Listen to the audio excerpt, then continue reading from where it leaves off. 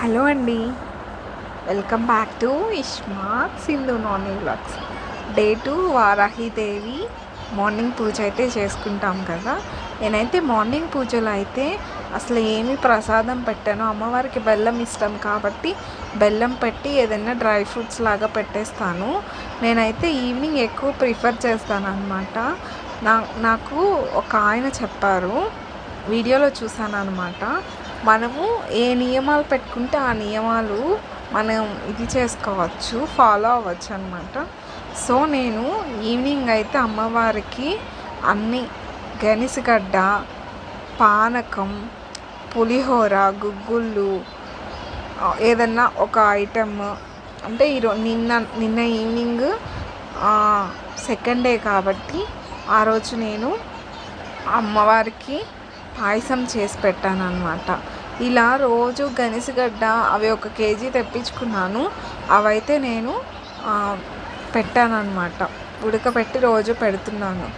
అమ్మవారికి మట్టిలో నుంచి వచ్చే శనక్కాయలు కానీ గనిసగడ్డలు కానీ చాలా ఇష్టం అంట. సో పానకం అంటే ఇంకా ఇష్టము. మ్యాక్సిమం మనకి వీలైనంత వరకు మనము అమ్మవారికి బెల్లంతో చేసినవి పెట్టడం చాలా మంచి జరుగుతుంది. అండ్ అమ్మవారిని మనం సేవించేటప్పుడు మనం తప్పులు చదివినా కూడా మంత్రాలు అమ్మ కదా బాగా కరుణిస్తారు. బిడ్డలు తప్పు చేస్తే అమ్మ సర్ది చెప్తారు కాబట్టి అదేం కాదు, మేము మంత్రాలు చదవాలా లేకపోతే చదివితే ఏమైనా తప్పులు వచ్చేస్తాయేమో అనే భ్రమలో ఉండద్దు. మనం ఒప్పు చదివినా తప్పు చదివినా మన ఇంటెన్షన్స్ బాగుంటే మనకి పాజిటివ్సే జరుగుతాయి. నేనైతే అమ్మవారికి అక్షంతలతో పూజ చేసుకుంటూ ఉన్నాను. ఆ అక్షంతలు అయితే నేను ఇయర్ మొత్తం దాచుకొని ఏదైనా ఫంక్షన్స్కి, పెళ్లి రోజులకు కానీ పుట్టినరోజులకు కానీ తల మీద వేయించుకోవచ్చు, కొంచెం ఇంట్లో పెట్టుకోవచ్చు అని తలుచుకోలేదు నేను. అండ్ మొత్తం క్లీన్ చేసుకుంటున్నాను.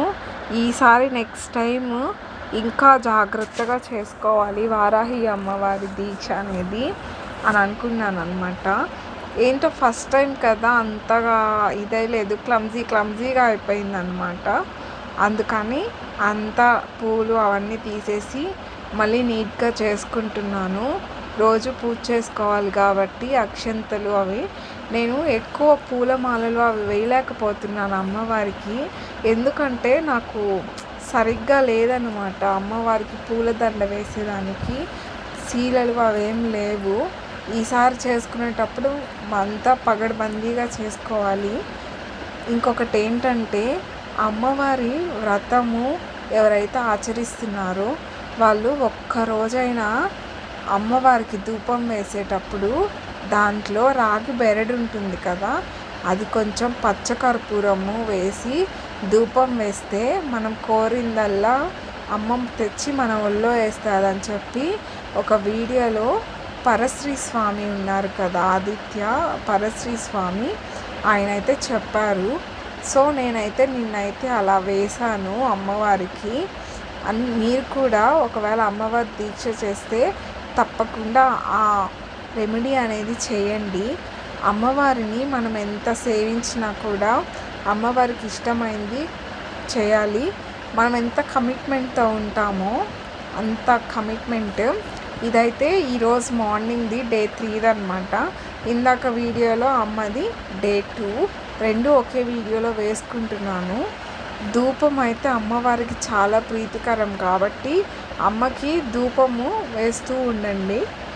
ధూపం వేసేటప్పుడు కూడా ధూపంలో కొంచెం జవాది, పచ్చకర్పూరము అనేది వేసి అమ్మవారికి ధూపం వేసినప్పుడు ఆమె చాలా సంతోషిస్తారంట. ఇంకొకటి ఏంటంటే మీరు ఒక క్వశ్చన్ అడుగుతారు, 2 పూట్ల నైవేద్యాలు పెట్టుకోవచ్చు కదా అని అంటారు. నాకైతే వీలు కావట్లేదండి.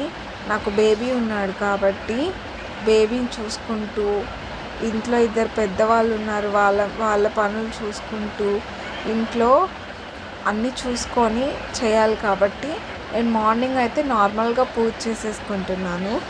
ఈవినింగ్ అయితే కొంచెం పని ఎర్లీగా స్టార్ట్ చేసుకొని అన్నీ పూర్తి చేసేసుకొని అమ్మవారికి నైవేద్యం అదంతా చేసేసుకుంటున్నాను. నేనైతే ఈమెయితే రాత్రి గల దేవత కాబట్టి రాత్రి ఆమెకి బాగా ప్రీతికరం కాబట్టి నేను రాత్రి బాగా చేసుకోవాలి అని అనుకుంటున్నాను. ఇంకొకటి ఏంటంటే నేను ఫీడింగ్ ఇచ్చిన మదర్ని కాబట్టి నేనేం ఉపవాసాలు మార్నింగ్ టిఫిన్, సాయంత్రం టిఫిన్, మధ్యాహ్నం అన్నం అలా ఏం లేదు.